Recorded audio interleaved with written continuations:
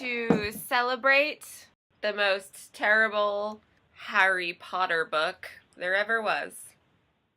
Harry Potter and the Cursed Child, it's a stage play that was developed for the London Theatre, and it was also released in script format worldwide. The play itself, for what it's worth, I hear has received a lot of praise from critics as being very magical, very well acted. The script, though, has gotten mixed to negative reviews from fans. Disclaimer, there are Harry Potter fans who love The Cursed Child, who find it fun and emotional and magical. Yes, there are. None of what we're about to discuss is meant as a personal attack, but you probably won't enjoy this. X out of the video right now. Yeah, go back to coloring books or whatever it is you do with your time. Sum up The Cursed Child and your feelings on it. Loveless, rushed out, cash grab, hack job. My hot take is bad fanfic. I would also like to add to my hot take that this entire situation could be fixed if we look at The Cursed Child as an in-universe book that was written by Rita Skeeter. That's all I have to say. Please list things that you liked in the interest of fairness. I'm going to give Scorpius like a B. In a good thing, he'd probably be the worst character, but in this, he's probably the best. The only portion of the play where I found myself getting even slightly interested in what was going on was when Scorpius visited the time where Voldemort had won, and maybe something could have been done with that in a less bad way, you know? Number 1 would be, as you said, Scorpius. Number 2, the idea that Al and Scorpius would be in Slytherin together and would become friends. It discusses an idea that I've always found really interesting, which is how would Harry's kids grow up dealing with his reputation? I mean, I don't like what they did with it, but I like the theme. And I loved the casting. Point number 1, the writing. Subpoint, why is it so bad? The most unpleasant part of reading The Cursed Child was the constant sense of secondhand embarrassment. You know, you're watching someone embarrass themselves and it hurts. This stuck out to me as possibly the worst line of dialogue in the entire play. This is back when Albus he's watching Lily take baby Harry out in a pram, and he's wrapped up in the blanket. And I swear to God, Albus says, "Look at the love with which she's wrapped him." How do you wrap a baby in a blanket in a non-loving way? Do you just beat the baby with a blanket for a few minutes first? And what 14-year-old says, "Look at the love with which she's wrapped him"? 86% of the dialogue doesn't sound like anything a human person would say. Yeah. And that was one thing that and the a original... British human, which you brought up. There are several instances in the dialogue that have word choices that, okay, a British kid might say, because British kids pick up a lot of Americanisms. Mm-hmm. But they are Americanisms. Just American style of talking about emotional issues that does not fit. One of the earliest lines that Scorpius has is, "Father-son issues, I have them." This was written by John, what the fuck is his name? And Jack Thorne. Thorne has been hired as the writer for Star Wars Episode 9. You've just given me an idea. There are writers who make a speciality and a living out of writing novelizations for various TV shows and movies. He takes the job that he's given and puts together novelizations out of it. But why is it this bad? You'd think it would just be kind of lackluster. How did this happen? Sexual favors?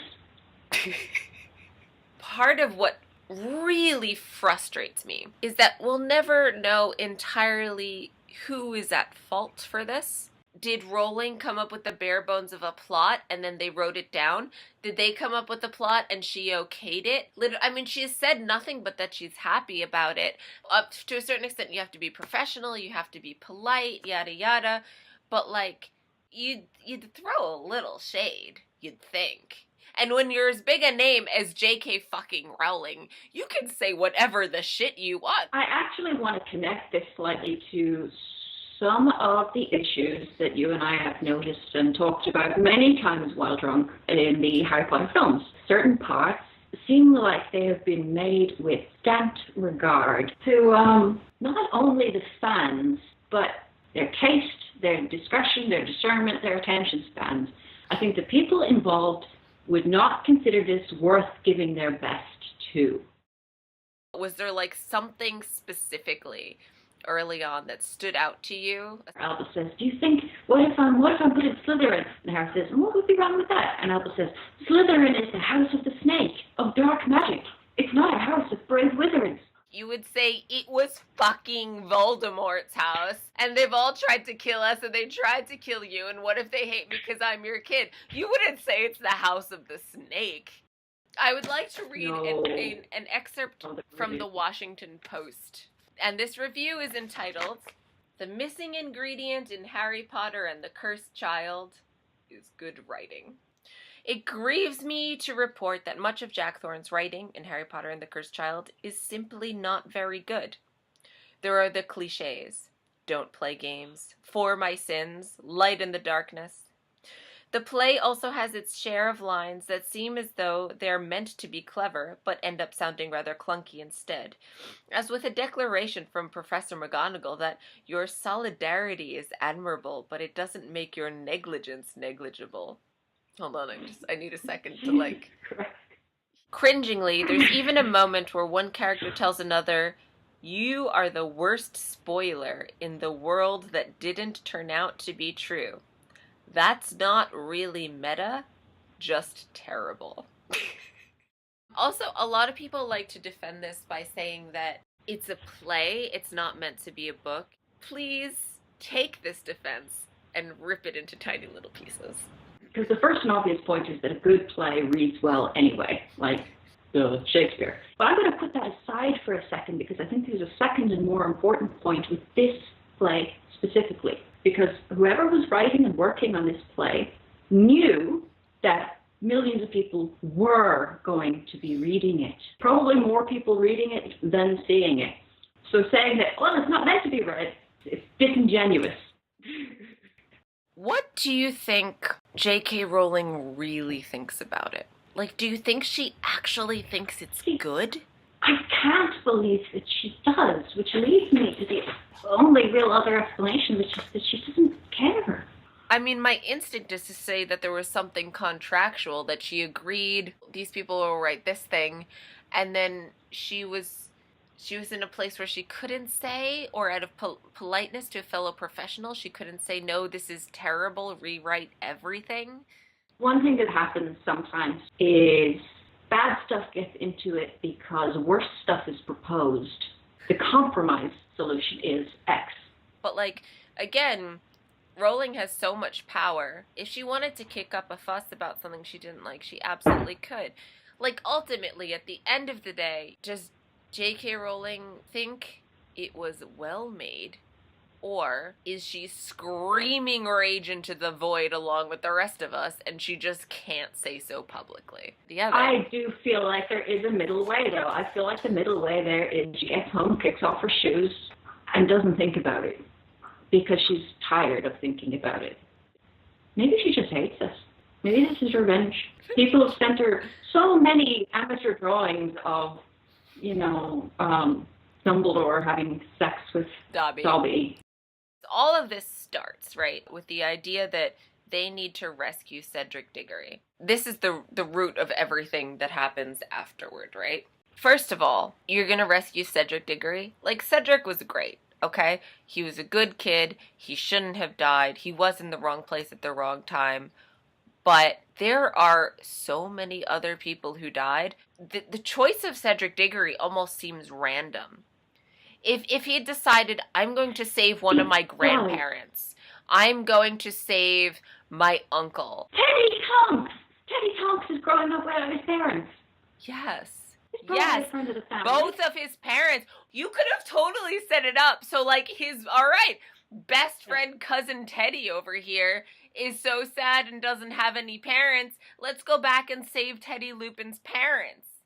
It seems to be almost the narrative that Harry doesn't care enough about this. Harry lived through more deaths in 17 years than most of us ever will in a lifetime. He saw Cedric die. He blamed himself. He brought his body home. He cried over it. He had nightmares, screaming, shouting nightmares for at least a year after that.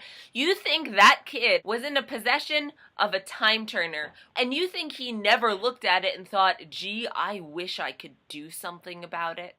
How does a relatively intelligent teenager not even consider that going back in time to before Voldemort was defeated and changing something might not turn out well?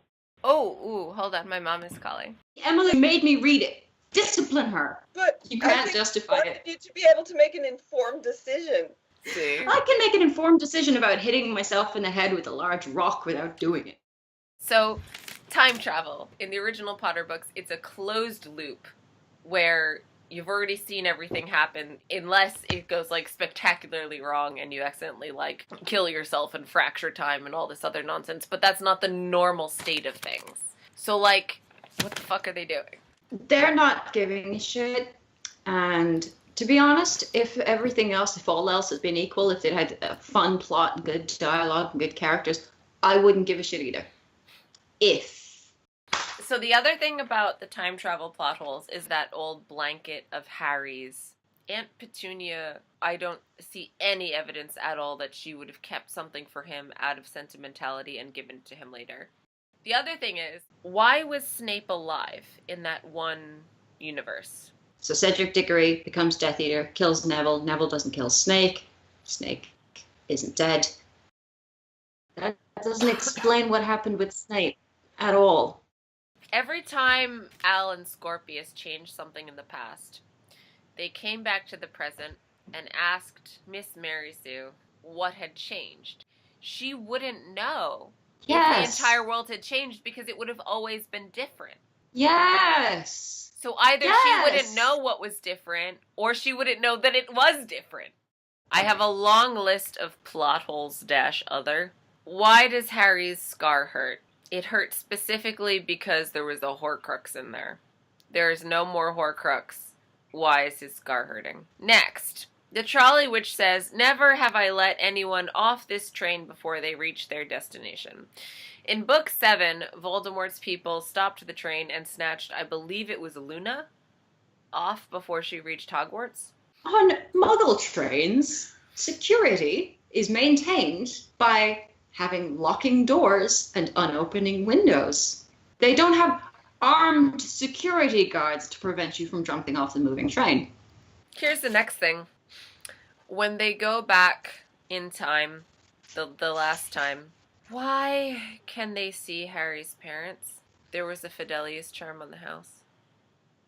As an addendum to that, even if you've got a Fidelius charm, when you're hiding from freaking Voldemort, why are you taking your kid out in a pram for a walk on the street? Because you've wrapped him with love, so it's fine.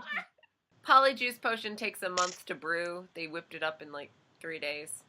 Al and Scorpius dressed up as Durmstrang students, I think, so nobody would recognize them. Where's fake Mad-Eye Moody with that eye that can see through anything? He would have seen some suspicious students lurking around cursing one of the champions. Number 2, okay, the Hogwarts students wouldn't have recognized the Durmstrang students. Fine. The Durmstrang students would have recognized the Durmstrang students, though.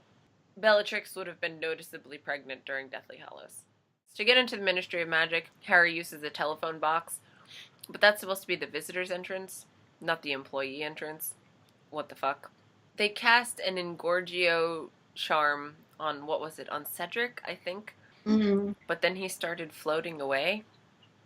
Yeah, that's not how Gorgio works. No. The hedges in the maze, they were moving around. That's a movie-verse thing. That didn't happen in the books. The Ministry of Magic apparently hasn't fixed the whole people easily break in using Polyjuice potion problem. Sure. Hermione has no good security on her bookcase. Oh, God, that whole sequence. Oh, Oh, also, no. okay, it's been 20 years since things, and they're talking about the threat of the werewolves, and this bothered Pissed me. off. Holy shit. They just talk about the werewolves in this unqualified, they are automatically dark creatures kind of way. Like, how dare you? Has nothing changed for werewolves in the last 20 years? With Hermione at the head of the government? If literally nothing has gotten better for werewolves in the last 20 years, then the whole wizarding world deserves to be exterminated by Voldemort. I'm sorry. Like, in the universe where Voldemort has won, why is everyone cool with saying his name? Can we talk about how lame for Voldemort and Valor is? On Voldemort Day? Okay, and also, why on earth would there be rumors about his wife? Because the only thing we have about her comes from Pottermore, but it says that she was anti-Voldemort and anti-blood purity. Why the fuck would there be rumors circulating about her going time traveling to fuck Voldemort? Jesus. Moving on to the next section, talk to me about what's-her-face. Do you remember those kind of Saturday morning cartoons like Super Friends and old school Hanna-Barbera stuff, right? Scooby-Doo. You know how the villains in those things were always like, I shall invent a mind ray and take over the universe. That's what this feels like. All of the antagonists that Rowling ever wrote, they're very distinct individuals. Bellatrix has a very different personality from Voldemort and from Lucius Malfoy. What's her personality? Meh. She's got a Mary Sue name, she's got a Mary Sue tattoo, and she's got Mary Sue hair. Silver and blue. Bellatrix, she was in love with Voldemort in her way and would do whatever was asked of him and worshipped him and all this stuff, but like, they did the do. Is he capable of doing the do? I mean, he doesn't even have a nose. I don't know. And why would he want to? Yes. Because here's the thing. Why does your king or whatever, why do they want a kid, right? To carry on their legacy, to carry on the family name. Voldemort was obsessed with immortality. He was going to live forever. If you're going to live forever, why are you going to raise a rival? I hadn't thought of that. Yeah. And that's why I say that it would have made a little more sense if she'd just been a nut who was convinced, because she was an orphan nobody, who was convinced that she was someone special. You could have made an interesting contrast to Harry there, who was an orphan who thought he was a nobody, found out he was someone really special and didn't want to be. McGonagall generally kind of kicked ass, but she had this one line, "Far be it from me to doubt the wisdom of the centaurs." Do you remember what McGonagall thought about divination? Ron, he was really reduced to, like, being just a fumbling idiot, kind of like he is in the movies. And then he was, like, so drunk at his wedding he couldn't remember anything. Like, just what are you doing? Hermione apparently would have turned out to be an awful person if she and Ron were just friends instead of being together. Like, she was terrible. Shrewish.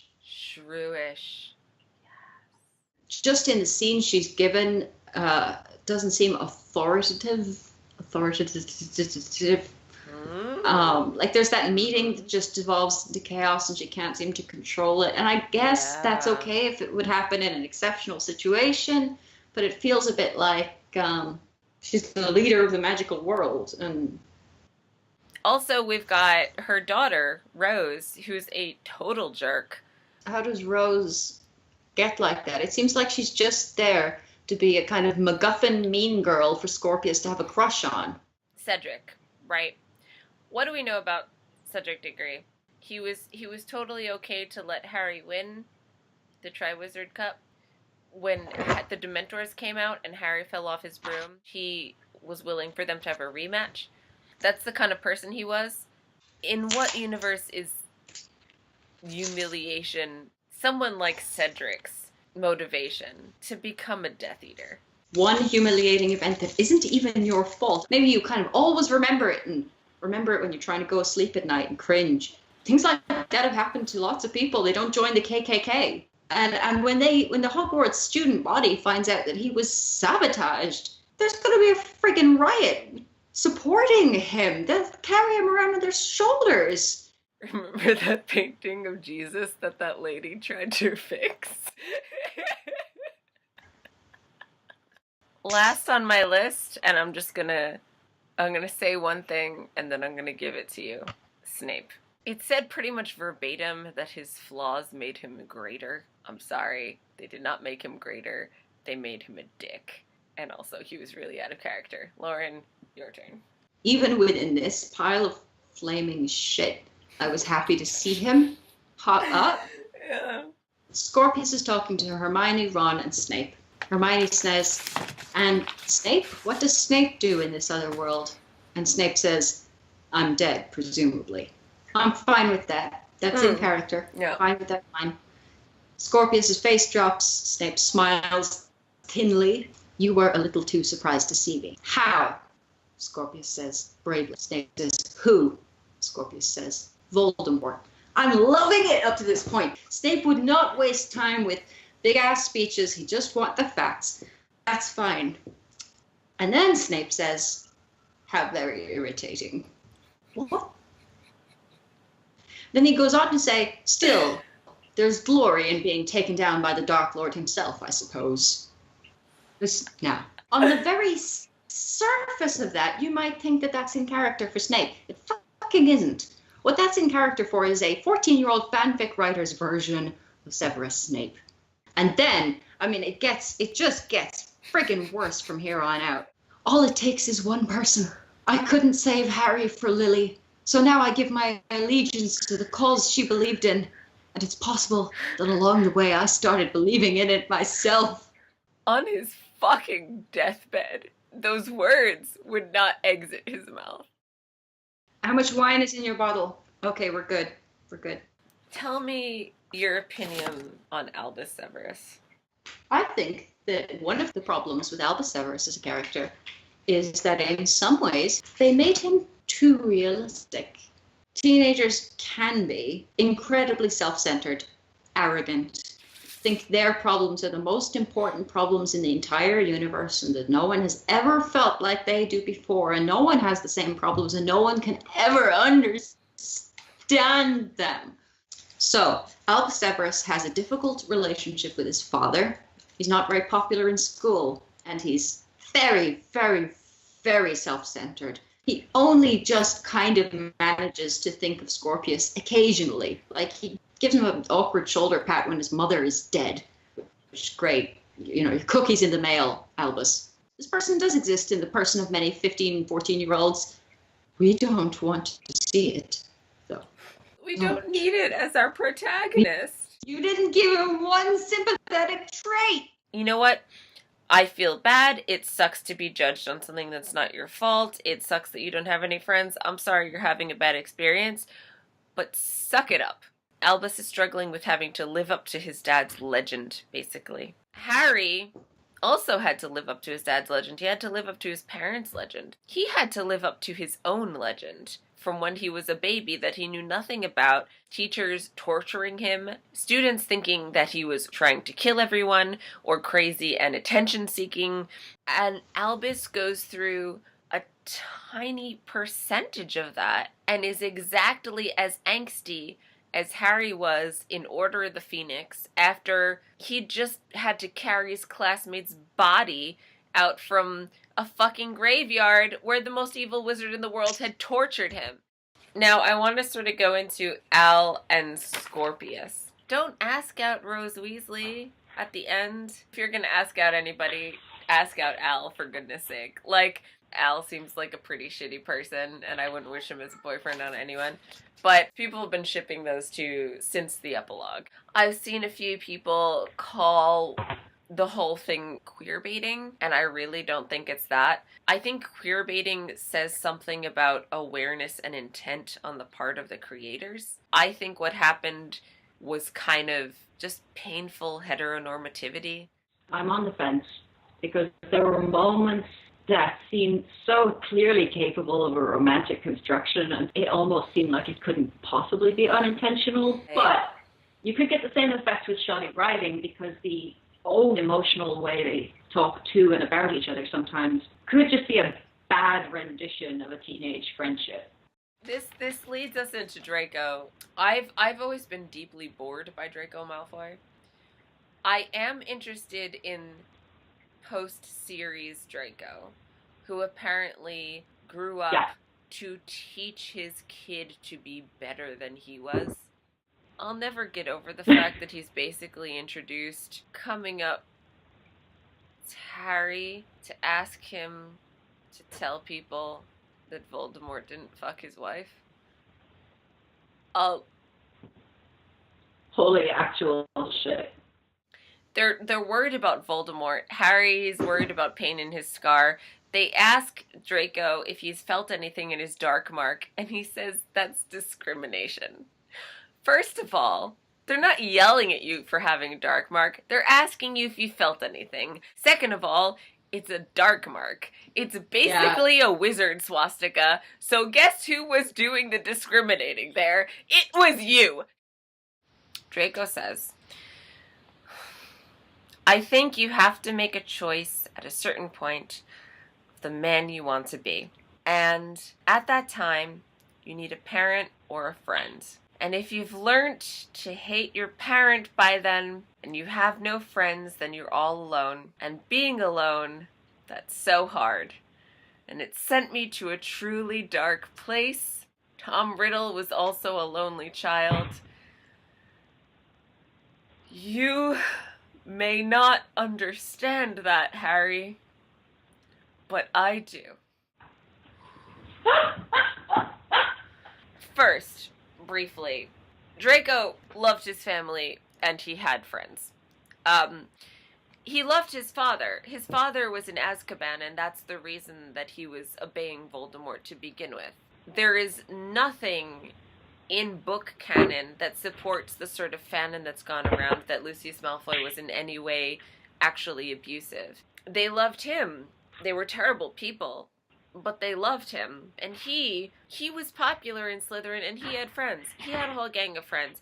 He had Crabbe and Goyle, and he had Pansy Parkinson. Maybe they were terrible people. Maybe he didn't actually like them that much. We don't know that. But he definitely had friends, and being raised as a prejudiced, classist dickhead by a prejudiced, murderous, classist family sent him to a dark place. That's why he was an asshole.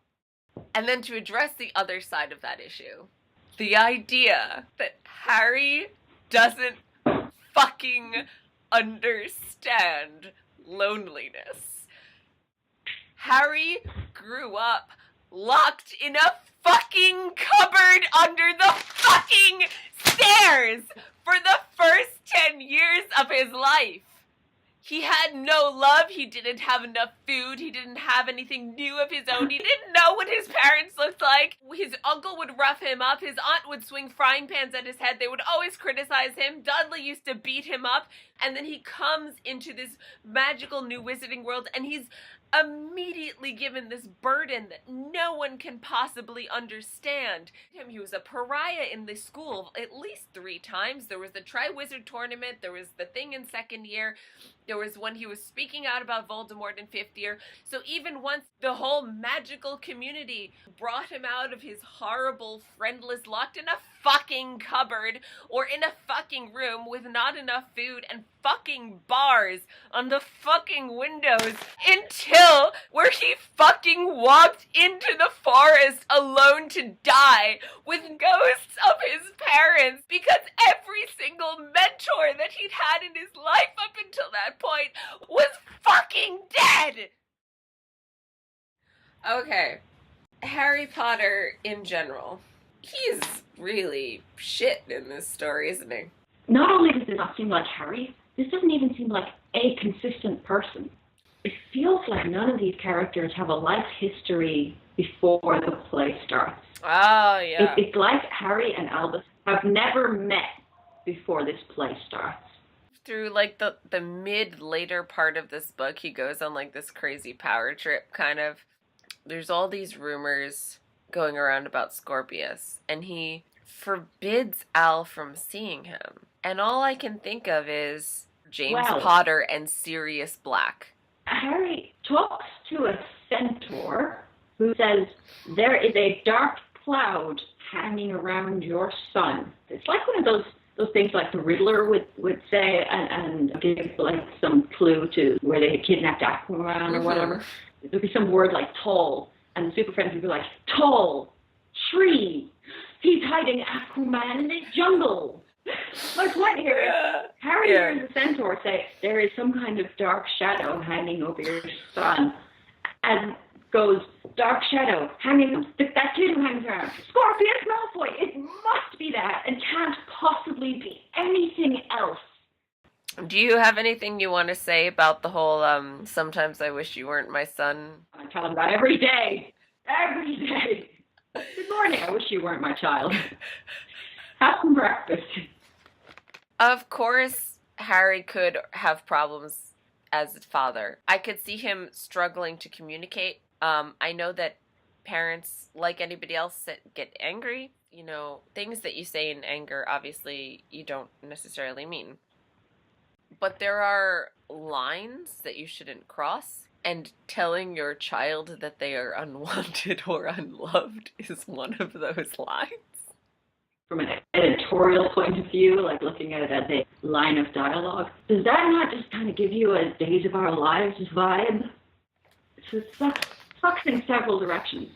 It's like being pulled apart by suck. So, if we look at Harry in the books, right, he's lashed out sometimes. But for one thing, he's 20 years older now. And also, even when he was mad at Ron and Hermione, he was mad at Sirius, or he was mad at Dumbledore, he never said something like, I wish you weren't my friend, I wish you weren't my godfather. Even as a kid, a statement like this would have been out of character. So I just refuse to excuse it. I'm staking my flag on this fucking hill, and I'm ready to fucking die on it. Off the topic of characters, this I have under the classification of other.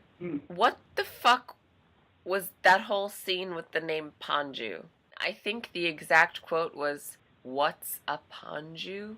And it wasn't meant to be like a joke at his ignorance. It was meant to be like foreign names are hilarious. Oh. Let's laugh at them, Lauren. Let's all laugh.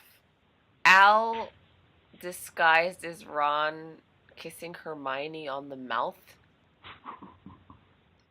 Like, I can't even bring myself to feel outrage. Like, every time I think about it, I'm just like, The women in this story are manipulators or mothers or bitter without their men. It gets lost in the suckage, doesn't it? It gets lost in the general forest of shit. Like, when everything about the place sucks so badly, it's hard to even get along the list to, holy shit, the representation of women in this is really bad. Pretty fucking subpar. Delphi, or whatever her name is. She's powerful because of her parents, right? Harry's twice her age. He's been in Auror for ages, and he doesn't even put up a good fight. Somebody let some complete lunatics out of, like, Arkham Asylum or whatever, and they looked at the entire Harry Potter canon, and said, we know what you want to see. You want to see Harry Potter sucking. Rowling's own writing about what they were like post-series.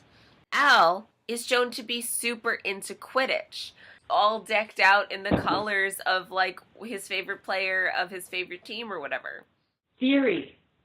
J.K. allowed this to happen to us because it makes everything she ever wrote or ever will write look better. So I'm going to read you quotes that are about kind of the same character in a similar situation. And you have to do the very difficult task of judging which one comes from which. Harry's yelling at Dumbledore. You would have hurt me less if you had told me this then. Harry, there is never a perfect answer in this messy, emotional world. Okay, that's option 1. Option 2. I want it to end. I don't care anymore. You do care. You care so much that you feel as though you will bleed to death with the pain of it. Was the cursed child the first one or the second one? I mean, this is really tough. This is really hard for me because I was lobotomized recently. Harry and McGonagall are having a confrontation, and she says something unexpected. Have a biscuit, Potter. Versus, your solidarity is admirable, but it doesn't make your negligence negligible. This is Ludo Bagman. Option 1. Ladies and gentlemen, the third and final task of the Triwizard Tournament is about to begin. Let me remind you how the points currently stand. Versus, the perils are plentiful, but the prizes are palpable. This is Snape. You dare use my own spells against me, Potter. It was I who invented them, the Half-Blood Prince. And you'd turn my inventions on me like your filthy father, would you? I don't think so. Versus, all it takes is one person. I couldn't save Harry for Lily, so now I give my allegiance to the cause she believed in. And it's possible that along the way, I started believing in myself. These are the words of a prophecy. I can't read this with a straight face. When the spares are spared, when time is turned, when unseen children murder their fathers, will the Dark Lord return? Versus, the one with the power to vanquish the Dark Lord approaches. Born to those who have thrice defied him, born as the 7th month dies. And the Dark Lord will mark him as his equal, and he will have power the Dark Lord knows not. And either must die at the hand of the other, for neither can live while the other survives. In the second one, you accidentally said the Dark Lord. This is Harry fighting a powerful Dark Lord. Harry is disarmed. He is helpless. How did you... What are you? Harry rolls away as the floor explodes behind him. He crawls frantically under a church pew, trying to work out how he can fight her. The question is whether it's worth my time to kill you. How to decide? Oh, I'm bored. I'll kill you. She sends the pew down hard upon him. It smashes as he rolls away desperately. Okay, that's the first one. Voldemort raised his wand, but this time Harry was ready. He rolled behind the marble headstone of Voldemort's father, and he heard it crack as the curse missed him. Come out, Harry. Come out and play, then. It will be quick. It might even be painless. I would not know. I have never died. Harry crouched behind the headstone and knew the end had come. There was no hope, no help to be had. And as he heard Voldemort draw nearer still, he knew one thing only. He was not going to die crouching here like a child playing hide and seek. He was not going to die kneeling at Voldemort's feet. He was going to die upright like his father. And he was going to die defending himself, even if no defense was possible. Gosh, honestly, I think I'm going to have to flip a coin. The one pure moment of unalloyed delight that reading this play gave me. We see Hermione Granger in a group scene. She tells the crowd assembled that the kid has been killed, has been murdered. She says, he was a good boy. And I swear to God, out loud, by myself, in my apartment, I yelled at the screen, he was a hecking good pupper!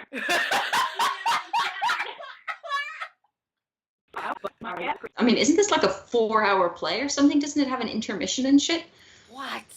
Part 1 of the play, including the 20-minute interval, is 2 hours and 40 minutes. Jesus! You exit the theater, you then come back for part 2, which is again 2 hours and 40 minutes. PJ Valkenburg. Madonna Liebfrau Milk. I remember once when I was a kid, my mother wouldn't let me watch like one episode episode of one TV show that I wanted to watch. So I went to my room and did like a massive craft project of signs from my door that said, "Go away, not allowed in here." I thought you said I went to my room and did a massive crap. Do you have any last things you would like to say? Sucks. Yeah, Sucks. it is It's bad. like a...